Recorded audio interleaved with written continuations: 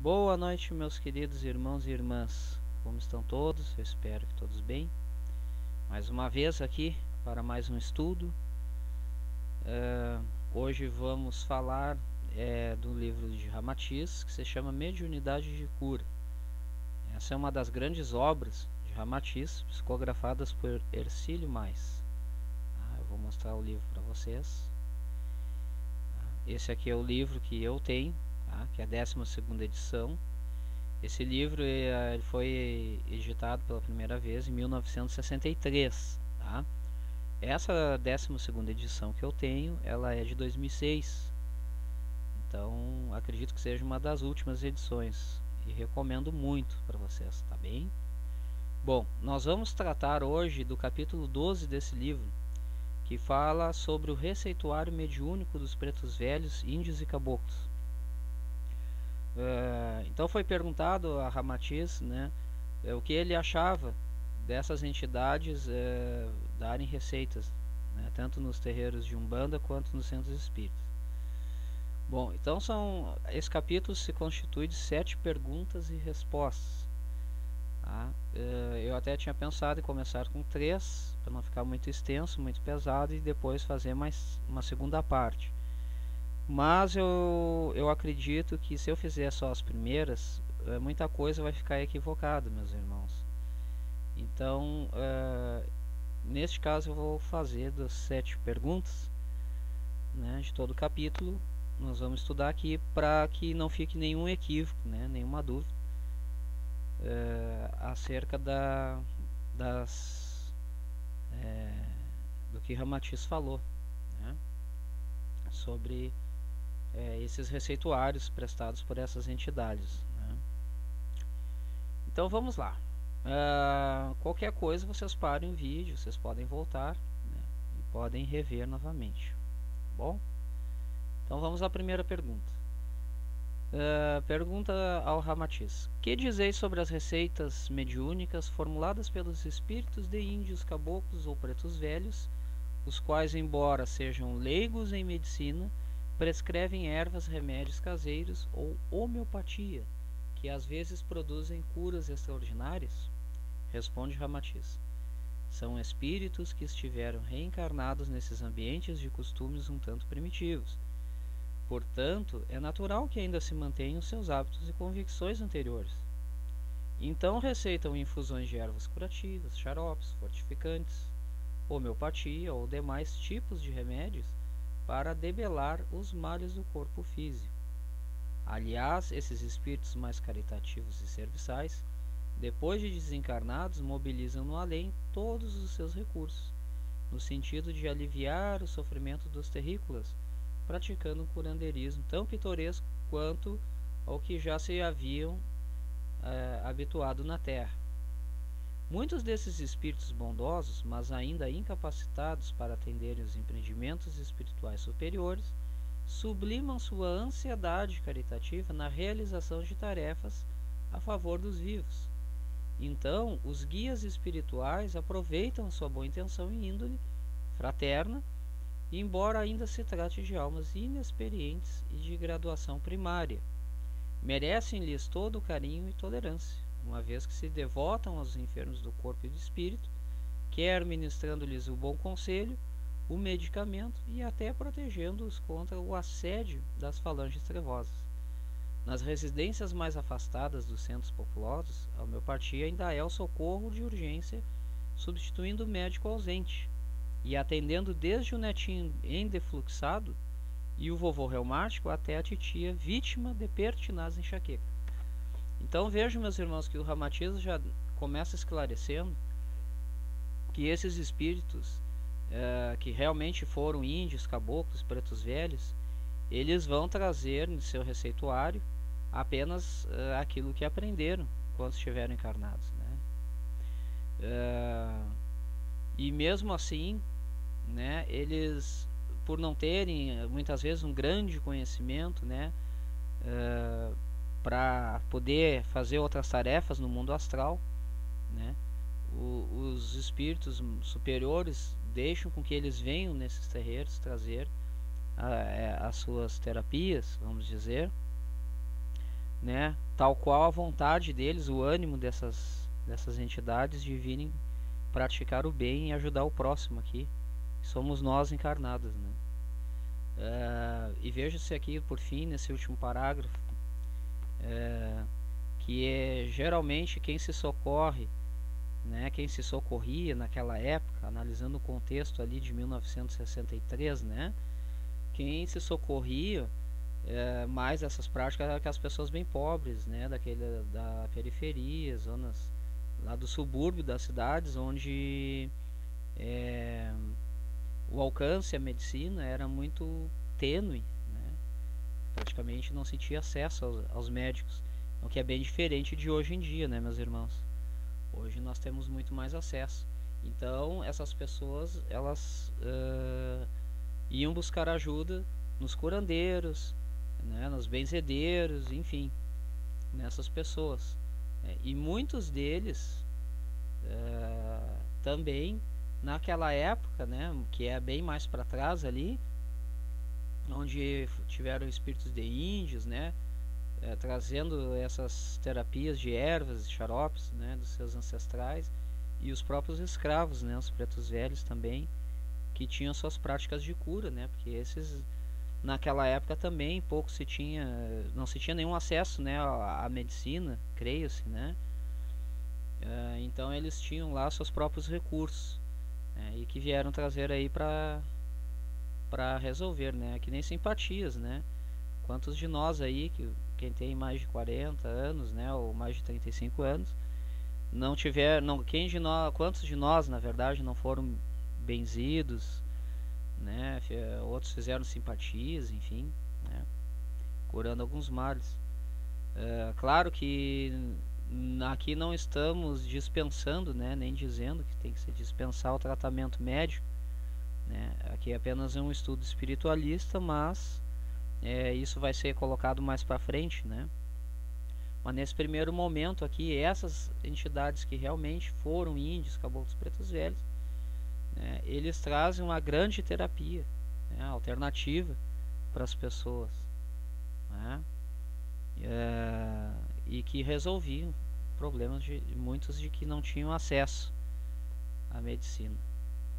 Bom, seguindo aqui, o Ramatiz, ele diz que, embora reconheçamos sinceramente os benefícios salutares prestados pela medicina alopática, a verdade alopática é a medicina tradicional, dos remédios, tá? A verdade é que as crianças tratadas exclusivamente pela homeopatia livram-se das injeções dolorosas e das reações alérgicas e dos efeitos tóxicos causados pelos medicamentos corrosivos. A farmacologia alopática, malgrado seu êxito, também em certos casos produz consequências agressivas e indesejáveis nos organismos mais sensíveis. Às vezes intoxica o fígado e provoca a inapetência ou falta de apetite. Doutra feita, congestiona os rins, anormaliza o estômago, afeta o intestino, contrai o duodeno, mancha a pele, produz urticárias ou cefaleias, né? Características das opressões sanguíneas. Assim, a pobreza do vosso país prefere essa medicina pitoresca exercida pelos espíritos de índios, caboclos pretos velhos, que ministram ervas, remédios caseiros ou homeopatia, no desejo louvável e cristão de servir o próximo sem interesse ou vaidade pessoal. Ansiosos em proporcionar o maior bem possível, eles servem-se tanto dos médios de mesa como de terreiro, pois só lhes importa exercer um serviço benéfico. Embora a medicina acadêmica censure esses espíritos, que realmente ignoram os recursos avançados da terapêutica moderna, o certo é que eles seguem humildemente o Mestre Jesus, quando recomendava: ama o próximo como a ti mesmo, e faz aos outros o que queres que te faça. Então aqui nós temos, né, mais um esclarecimento, né, do Ramatiz, porque que muitas vezes se preferiam esses tratamentos pitorescos, como ele diz, do que os próprios remédios químicos, né? Só que, claro, levando em consideração, meus irmãos, o contexto daquela época, para hoje já existe uma grande diferença, né? porque hoje a medicina já caminha, de certa forma, em sentido da espiritualidade, né? E a recíproca é verdadeira, né? A prova é de que nós estudamos a espiritualidade de uma maneira mais racional, né? Mais científica possível, para que a gente possa levar o melhor tratamento possível para os consulentes e para nós mesmos, né? Então hoje já não existe uma distância tão grande entre a ciência e a espiritualidade, né? Existem tratamentos espirituais que já são prescritos pela própria medicina, né? Como meditações e outras práticas, né? Que não vem aqui ao caso. Bom, então essa aí é a primeira pergunta, né? Ficou muito esclarecido pelo Ramatiz. Então vamos à segunda agora. Porque, embora se trate de espíritos bondosos e caritativos, nem sempre os pretos velhos ou caboclos conseguem o êxito desejado nas suas prescrições medicamentosas. Porventura não gozam da faculdade de premonição durante sua assistência espiritual junto aos enfermos da terra? E explica Ramatiz. São almas que servem o próximo de modo incondicional, deixando a Deus o cuidado de promover o merecimento de cada criatura, pois o seu princípio fraterno é sempre de ajuda e passe. Aliás, sabeis que os próprios espíritos angélicos não podem sustar as provas kármicas dos encarnados, quando o sofrimento humano tem por fundamento principal a redenção espiritual do enfermo. O artificialismo das drogas às vezes não passa de um entrave à própria natureza espiritual, à própria limpeza espiritual, perdão. A dor e o sofrimento, embora sejam condições indesejáveis por todos os seres humanos, constituem um processo eficaz para drenar as nódoas, crostas e emanações fluídicas que afetam o metabolismo delicadíssimo do perispírito. Eis porque Jesus, o inconfundível guia da humanidade, tanto exaltou o sofrimento na sua função redentora e o louvou de modo incondicional no sublime Sermão da Montanha, destacando na sua memorável exortação: bem-aventurados os que sofrem, porque deles é o reino dos céus. Nesse conceito esperançoso, o mestre exaltou a dor como função purificadora do espírito enfermo, tendo esclarecido depois que o reino dos céus é semelhante a um banquete divino, no qual só podem comungar aqueles que já vestiram a túnica nupcial. Então aqui, meus irmãos, primeiramente, né, o Ramatiz já dá mais um esclarecimento, né? Porque a pergunta foi por que muitas vezes essas entidades prescrevem tratamentos e não dá certo para a pessoa, né? É porque muitas vezes é uma questão de merecimento, só que o merecimento aqui não cabe a eles julgar se a pessoa merece ou não, né? Independente disso, eles estão ali de maneira amorosa tentando mesmo assim ajudar a pessoa, mesmo sabendo que a pessoa tem que expurgar, né? Tem que resgatar esse karma, né? Mas eles não se envolvem nisso. As entidades, de uma forma amorosa, mesmo assim eles se colocam, né? Se empenham a ajudar aquela pessoa ali através de prescrições de medicamentos e tratamentos, né? Fora os passes, né? E trabalhos que fazem, né? Muito embora sabendo também que essa dor faz parte da limpeza do corpo espiritual e do próprio corpo físico, consequentemente, né? Segue Ramatiz. Indubitavelmente, só o perispírito diafanizado, quer dizer, limpo, tá? Limpo um perispírito expurgado, limpo, né? Só o perispírito diafanizado pelo expurgo das toxinas vertidas pela alma doente pode significar a túnica nupcial, porquanto é ele realmente o envoltório do Espírito Eterno. Contudo, apesar dos louvores enunciados por Jesus, quando exaltou a ação redentora do sofrimento, ele não aconselhou a indiferença diante da desventura alheia. A necessidade do amparo mútuo em nossos sofrimentos foi exemplificado pelo Mestre Divino, ao aceitar a ajuda de Simão Cirineu para carregar-lhe a cruz na subida do Calvário. O socorro à criatura humana durante seu padecimento é sempre oportunidade benfeitora, em que o homem pode exercitar os seus bons sentimentos e despertar a sua natureza angélica. A atitude mais certa perante Deus ainda é de amar o próximo como a si mesmo, quer mereça ou não. Em qualquer circunstância da vida terrena, a indiferença diante da dor e do sofrimento alheio é sinal de crueldade, mesmo quando temos convicção de que o próximo se submete ao processo kármico de sua própria redenção espiritual. A caridade não é resultado de um programa aprovado em discussões, onde primeiramente se julga do merecimento do necessitado ou do melhor aproveitamento espiritual dos seus próprios idealizadores. Na verdade, é fruto de sentimento tão espontâneo quanto o da flor oferecendo seu perfume, sem qualquer interesse oculto. Quando Jesus afirmou que só pelo amor será salvo o homem, ele extinguiu definitivamente qualquer dúvida quanto à nossa verdadeira atitude diante do sofrimento alheio. A sua recomendação dispensa comentários e elimina indecisões, pois revela o segredo de o homem alcançar mais breve a sua própria felicidade. Bom, realmente, né, meus irmãos, aqui não precisa dizer muita coisa, né?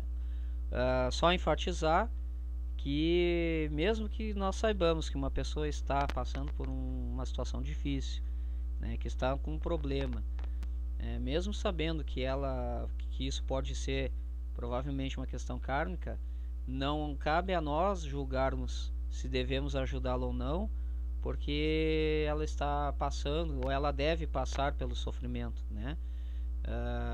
Esse julgamento não nos cabe, né? Cabe a Deus, e nos resta tão somente oferecer ajuda ao próximo, né? Ou seja, não tentar olhar se ele merece sofrer ou não, mas simplesmente exercer, né, o amor ao próximo, a caridade, né? Isso é o que nos cabe. Pois bem, e segue Ramatiz. O mestre não fez exceções nem destacou privilégios, mas recomendou-nos um amor incondicional, desinteressado e puro. Eis porque os espíritos desencarnados que realmente confiam nos ensinamentos do Cristo curvam-se humildes e devotam-se ao bem alheio sem quaisquer julgamentos prematuros ou pretensões egoístas. É o que acontece aos pretos velhos, caboclos e silvícolas, benfeitores, que trabalham incondicionalmente a favor dos sofredores encarnados. Pois, embora ainda não sejam diplomados pelas academias do mundo, eles se consagram na escola do amor do Cristo. Assim, eles receitam o xarope, a erva, a mesinha caseira ou a homeopatia, despreocupados da crítica dos médicos ou cientistas terrenos, mas certos de que Deus saberá decidir quanto ao merecimento dos enfermos que forem socorridos. E graças à condição de espíritos desencarnados, eles ainda podem servir melhor os enfermos encarnados, porque os examinam diretamente no perispírito, e assim identificam-lhes a enfermidade, por vezes considerada incurável, quando sob os cuidados da vossa medicina, né? Aqui só cabe enfatizar, meus irmãos, o fato de que a caridade, além de não julgarmos se a pessoa, né, merece ou não passar por aquilo, a caridade ela deve ser desinteressada, né? Não nos cabe também prestar a caridade buscando algo em benefício. A caridade ela deve ser de coração, né? Em outras palavras, né? E sem esperar nada de volta, tá bem? Bom, então vamos para a próxima pergunta, tá? A terceira pergunta é a seguinte: não seria mais conveniente que todos os médicos desencarnados também só receitassem ervas e remédios caseiros, evitando a medicação alopática, que pode ser perigosa quando receitada por médicos muito anímicos? A pergunta aqui, meus irmãos, foi feita agora na direção contrária, né? Antes, a Ramatiz explicava ali, né, que os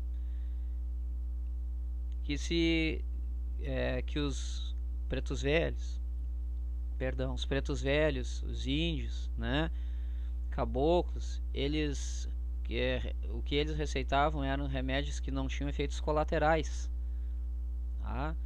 E que não faziam não dava tanto prejuízo para a saúde física quanto os remédios alopáticos, os remédios químicos. Então, se é assim, por que os médicos desencarnados agora, não são os caboclos, pretos velhos e índios, porque os médicos desencarnados, né, não fazem então, né, não prescrevem essas receitas naturais que seriam mais benéficas à saúde do corpo, né? E Ramatiz vai explicar aqui. Em primeiro lugar, esclarecemos que os espíritos desencarnados só receitam de acordo com o seu próprio conhecimento adquirido na Terra. E além disso, a preferência, a simpatia ou a tolerância dos enfermos variam quanto aos diversos tipos de drogas e medicamentos. Alguns são alérgicos a certos remédios, mas outros já os assimilam satisfatoriamente. Há doentes que se recuperam apenas pelo uso da homeopatia e são inócuos à medicina alopática, às infusões de ervas tóxicas ou à química farmacêutica. Há criaturas que se restauram facilmente pela terapêutica violenta das injeções, em perfeita afinidade com a sua constituição psicofísica mais densa. Finalmente, ainda existem pessoas de natureza magnética muito receptiva ou sensível que logram a saúde pela terapia das simpatias, dos benzimentos e exorcismos. Em consequência, os espíritos de médicos desencarnados procuram receitar aos enfermos a medicação mais adequada ao seu tipo orgânico ou psíquico, atendendo mais ao doente do que propriamente à doença. Deste modo, o remédio miraculoso indicado pelo preto velho a determinada criatura pode ser inútil e mesmo nocivo a outro tipo de indivíduo, condicionado somente à homeopatia.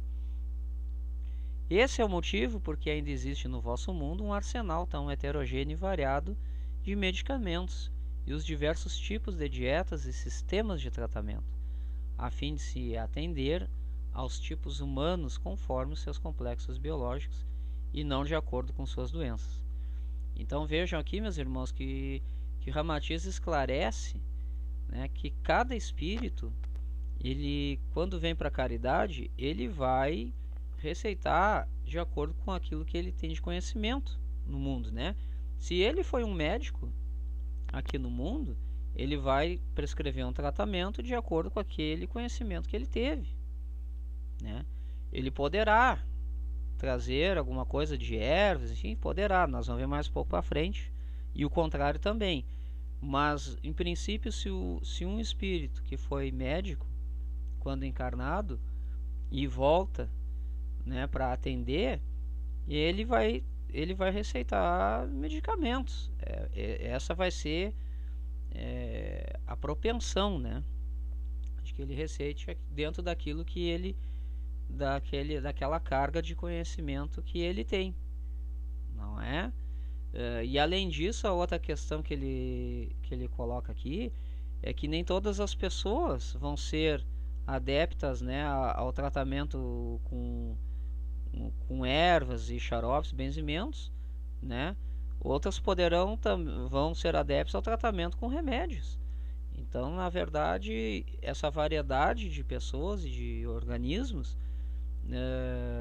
abre essa cortina, esse espaço, né, para a atuação de todos os tipos de entidades, não é mesmo?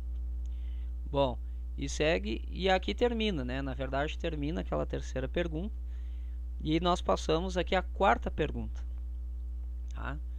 Que é o seguinte: que dizeis do sucesso do receituário de pretos velhos, silvícolas e caboclos nos terreiros de Umbanda, enquanto já não lhe sucede o mesmo êxito nas suas prescrições junto à mesa espírita kardecista?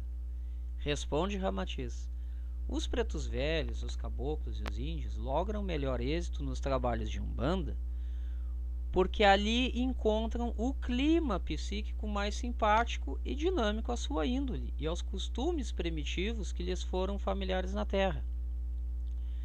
Nesse ambiente pitoresco, eles reavivam suas reminiscências terrenas, evocam suas experiências de curandeiros, quando ainda encarnados, manuseavam a medicina ervanária ou o processo da magia de campo de mato, né?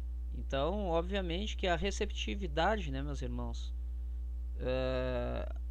também faz com que se torne mais exitoso o tratamento prescrito por essas entidades na Umbanda pela própria simpatia também, né, das pessoas que estão ali, né? Estão mais abertas, né, estão acreditando mais nessas entidades. Bom, seguindo. Não vos deve surpreender o melhor resultado terapêutico que eles obtêm no ambiente de Umbanda, pois as ervas, as infusões caseiras, a homeopatia, os exorcismos, os benzimentos e a simpatia sempre foram os recursos de que se utilizaram na Terra para atender aos enfermos de corpo e de alma. Eles sentem-se mais à vontade no clima catalítico, que os ajuda a dinamizar suas forças psíquicas pelas sugestões regionais eletivas, pelos cânticos ou pontos, objetos, patuás e rituais que lhes contemporizam o próprio saudosismo do orbe terráqueo, né? Que contemporizam aquilo que viveram na Terra. Tá? Ali associam os motivos e as condições já vividas na matéria e misturam-se entre os filhos do terreiro, livres de quaisquer complexos ou constrangimentos, enquanto manifestam o seu temperamento no próprio linguajar de sua pátria terrena. Junto à mesa espírita kardecista, os guias receitam quase somente pelo contato perispiritual, enquanto os médiuns escrevem apressadamente pela via intuitiva.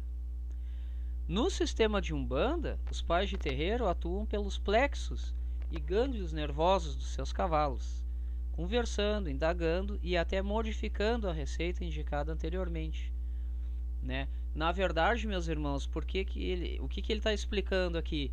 Que muitas vezes no centro espírita, né, por alguns centros espíritas não aceitarem essas entidades, né, que chegam na Umbanda, eles preferem não falar diretamente com o consulente, ou seja, eles vão atuando na psique do médium, né, e fazendo com que o médium psicografe as receitas intuitivamente, né? Não há um contato direto com o consulente. E na Umbanda é o contrário. Na Umbanda eles chegam ainda para conversar diretamente com o consulente, né? Além de já ser um ambiente mais simpático, né?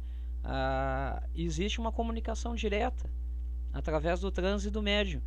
Então isso facilita. Eles podem até, né, mudar o medicamento, se for o caso, né? Tá? E seguindo, movimentam-se pelo terreiro, luz acesa e sem concentração, em que ajustam os médiuns à sua própria configuração perispiritual. Os pretos velhos, os silvícolas e os caboclos batem papo com os filhos de Umbanda, ouvindo-lhes as queixas, estudando-lhes os problemas, enquanto recomendam a medicação e a dieta mais adequadas a cada caso. Embora louvemos a resolução sadia de Allan Kardec em escoimar o espiritismo das práticas supersticiosas, dos ritualismos inúteis e dispensáveis, o bom espírita deve respeitar o ensejo mediúnico dos terreiros de Umbanda, em cujo ambiente fraterno os espíritos ainda afeitos às formas do mundo terreno também encontram um ambiente espiritual eletivo para exercerem o bem sob a inspiração do Cristo. Muito lindo, né, gente? Muito lindo essa parte do Ramatiz, né? Pois bem, então vamos para a próxima pergunta, para a quinta pergunta, né? A pergunta é a seguinte: mas não é estranhável quando os pretos velhos ou os caboclos também receitam a alopatia, que são os remédios, né, num desmentido à tradição ou ao receituário peculiar do mediunismo de Umbanda, né? Então por isso, meus irmãos, que tem que ter todas os capítulos, as perguntas, né? Porque as outras depois eu causar confusão para vocês, tá? Então a pergunta agora é a seguinte: se os pretos velhos e os caboclos, né, receitam ervas, né, tratamento com simpatias, enfim, por que existe algum muitos deles, né, que receitam medicamentos químicos, né? Não é meio contraditório isso, né, meus irmãos? Mas vejam aqui a resposta de Ramatiz. Não opomos dúvida que o preto velho, o caboclo e o silvícola às vezes prescrevam drágeas, comprimidos, injeções, sedativos e até antibióticos que não conheciam em vida, em flagrante contradição ao seu velho hábito de receitar ervas, infusões, xaropes ou homeopatia. Mas isso explica-se facilmente pela interferência anímica dos próprios médiuns ou cavalos de Umbanda, quando eles prescrevem a alopatia, que é do seu conhecimento pessoal, e lhe emerge do subconsciente associada à natureza da doença do consultante. Aliás, não existindo regra sem exceção em todo o cosmo, há casos urgentes em que os pretos velhos ou os caboclos decidem pela alopatia, mas eles assim o fazem sob a recomendação de espíritos de médicos desencarnados que também os ajudam e os assistem do lado de cá, quer dizer, do lado do astral, né? Uma vez que o serviço de socorro espiritual aos vivos é sempre efetuado por meio de equipes. Então nunca é a entidade que está ali, né? Ela está ali com a sua falange e com a equipe espiritual que vai auxiliar ali no momento, né? Nós temos muito aquele preconceito, né, de que quando nós estamos, por exemplo, num centro espírita, temos apenas os mentores, os médicos, né, os benfeitores, e não terá ali alguém que eles precisem do conhecimento, como um caboclo, um preto velho, uma entidade da Umbanda, ou um hindu, ou uma outra entidade, né,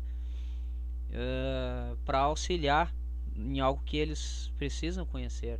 E o mesmo se dá quando estamos na Umbanda, né? Acreditamos que só estão ali as falanges daquelas linhas de trabalho e que os mentores não se fazem presente, que os benfeitores, que os médicos não estão ali, né? Então, o Ramatiz também quebra esse preconceito, né? Por isso que, na minha humilde opinião, eu pessoalmente gosto muito dessa obra do Ramatiz, né? É muito elucidadora. E é uma prova, né, de que no mundo espiritual não existem essas coisas ligadas ao ego, né, o ego humano, né. E segue ali. Acontece também que quando o cavalo de Umbanda, além de médium, é médico, custa-lhe vencer o seu próprio condicionamento acadêmico, forjado na sua profissão escravo da medicina alopática.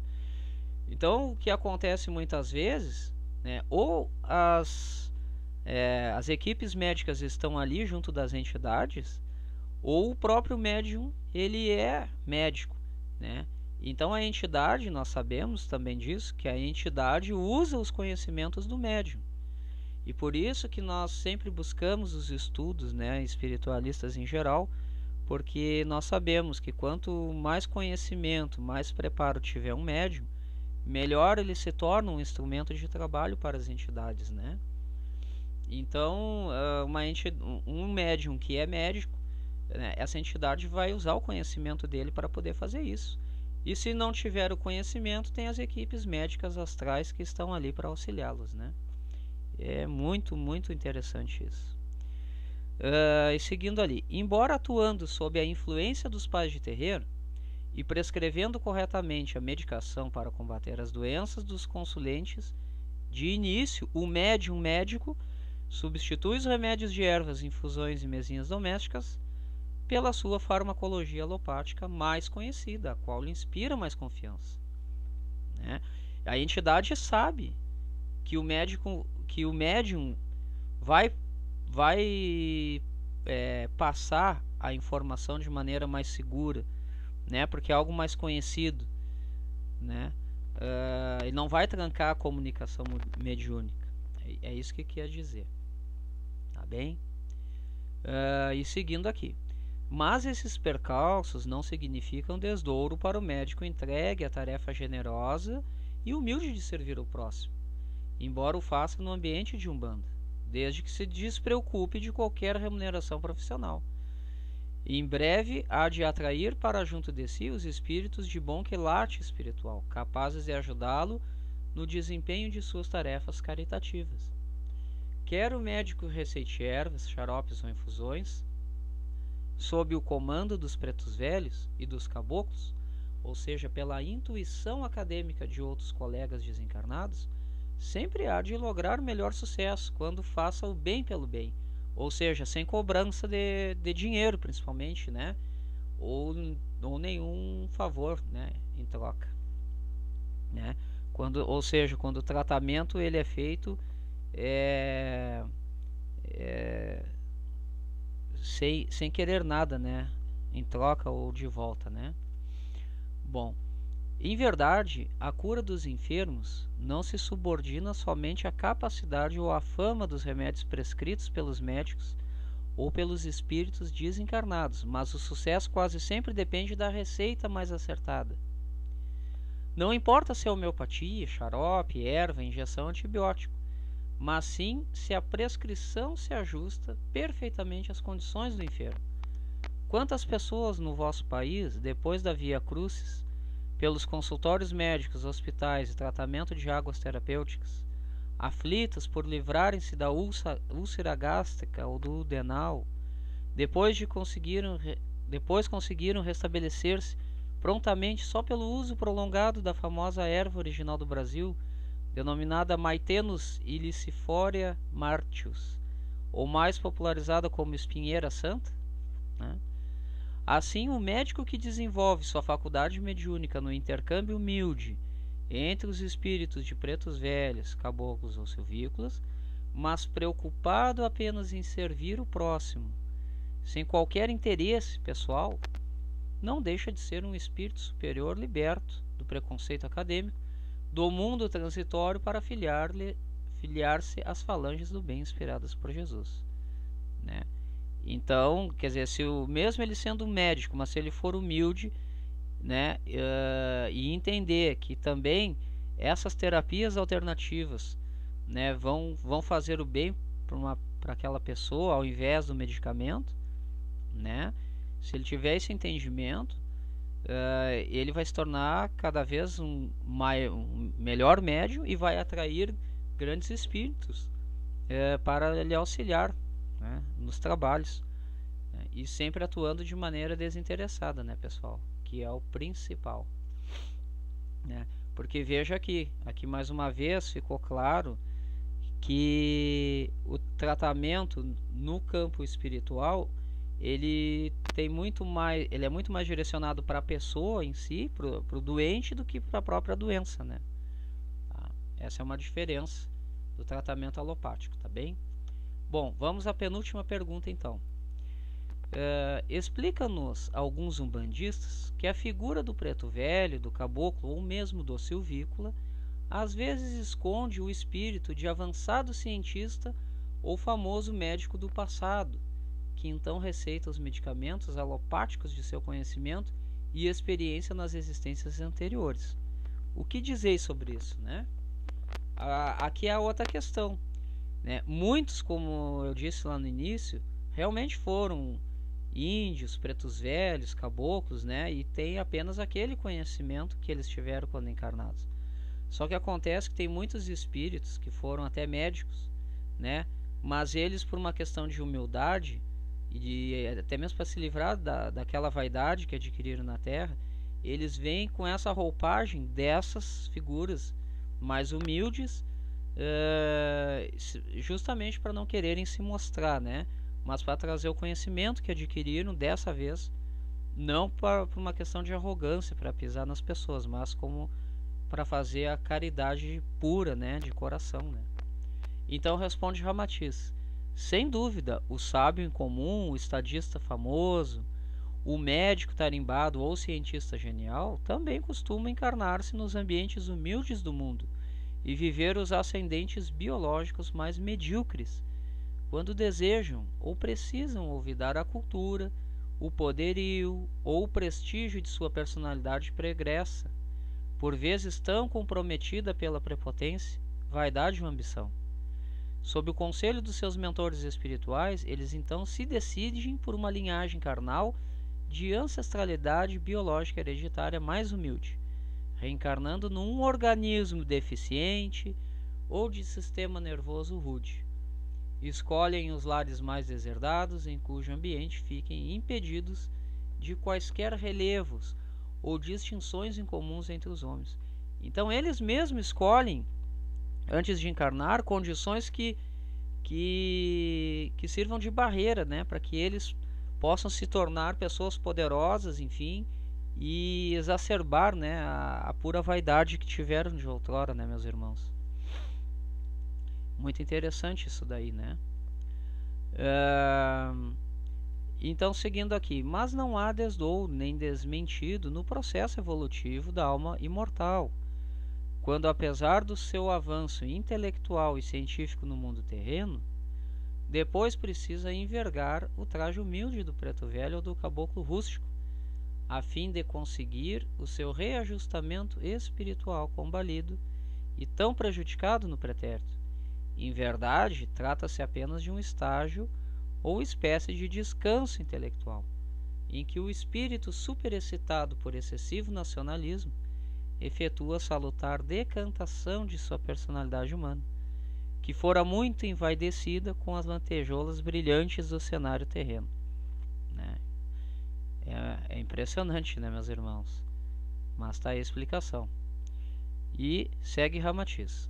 Graças a um cérebro medíocre e incapacitado para os avançados raciocínios e concepções científicas na especulação das formas, ele evita aflorar os próprios conhecimentos incomuns adormecidos na memória espiritual de que abusou outrora.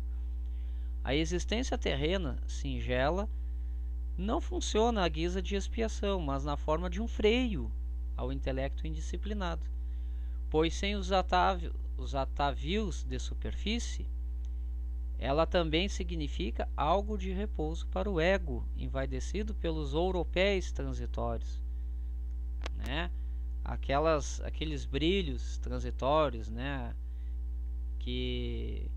Aqueles destaques, né? Que envaideciam essas pessoas cada vez mais, né? Sem os louvores e o destaque que lhe nutriam a vaidade no passado, o sábio, o estadista, o médico ou cientista, então, efetua um verdadeiro dreno psíquico e o expurgo do tóxico intelectual produzido pelo orgulho ou vaidade da velha personalidade humana. A inteligência, a capacidade e a prepotência incomuns do passado atrofiam-se pela ausência de estímulos pessoais e relevos decorativos no seio da humanidade. Eis porque não opomos dúvida quanto à possibilidade de alguns espíritos cultos de sábios, cientistas ou médicos famosos manifestarem-se nos terreiros de Umbanda ou mesmo junto às mesas kardecistas sob o traje humilde do preto velho ou da vestimenta apagada do caboclo. Mas embora o arquivo ou a memória das vidas anteriores não se apaguem na figura perispiritual do preto velho ou do caboclo que já foi médico, é evidente que ele só poderá receitar as medicações do seu velho conhecimento, embora atualmente elas sejam obsoletas ou fora de moda, provavelmente passíveis de críticas sob os conceitos da medicina moderna. Então, veja aí que tem duas maneiras, né, deles poderem expurgar aquela vaidade que eles tiveram em vidas anteriores, né? Seja encarnando em pessoas de famílias mais humildes ou pessoas de doenças psíquicas, né, que lhe tranquem, né, de poder se desenvolver e de se destacar, né, enaltecendo novamente a vaidade, né, ou então de virem nos terreiros ou nos centros espíritas com a roupagem de figuras que foram muito humildes aqui na Terra, né? E ainda sendo lhe permitido apenas trazer aqueles conhecimentos da sua época, que muitas vezes acabam sendo criticados, né?